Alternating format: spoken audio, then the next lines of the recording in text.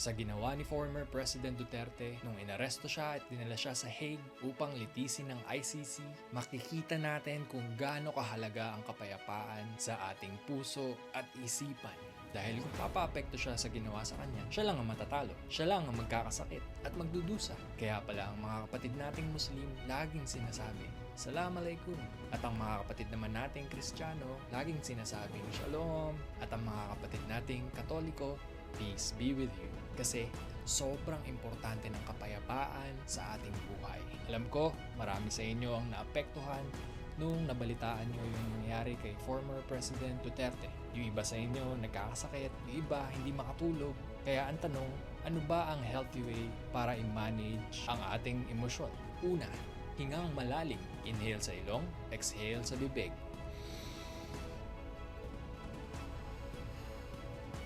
Pangalawa, ehersisyo.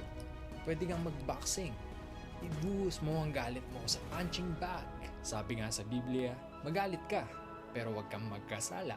Kung wala ka namang punching bag, pwede na rin ang lakad o takbo. Ang ehersisyo kasi ay nagbibigay ng happy hormones na nagpapakalma sa atin. Pwede ka rin mag-stretching.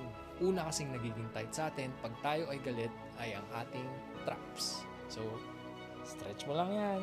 Pangapat, mag-meditate o magnilay-nilay. Hanap ka ng Bible verse na pwede mong bigkasin ng paulit-ulit. Gaya na lang ng Ephesians 4:26 or Matthew 5:44 kung saan sabi ni Jesus, ibigin ninyo ang inyong mga kaaway at idalangin ninyo ang mga umuusig sa inyo. Pang-5, pakinggan mo ang iyong paboritong musika.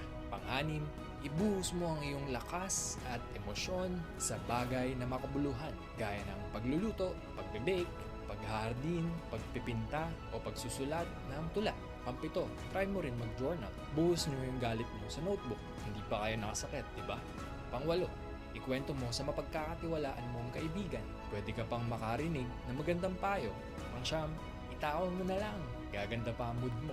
Pang-10, matutong magpasalamat dahil sa mga gantong pagkakataon nasusubok ang ating karakter. Kaya masasabi ko na si former President Duterte ay isang mabuting leader na may karakter. Paalala ko lang sa inyo, walang taong perpekto. Pang-11, patawarin ninyo ang mga nakasakit sa inyo. Sabi ni Jesus, patawarin daw natin sila ng 490 times. Kaya niya pala nasabi yun para sa kaibubuti natin. Pang-12, matuto tayong ilagay ang sarili natin sa kalagayan ng nakasakit sa atin.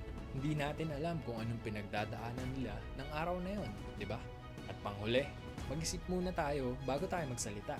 Sabi ni Haring Solomon, na ang salita natin ay may kapangyarihang magbigay buhay o makapatay. Kaya isip muna bago tayo magsabi ng masasakit na salita. Sabi nga ng Diyos, siya ang gaganti para sa atin, di ba?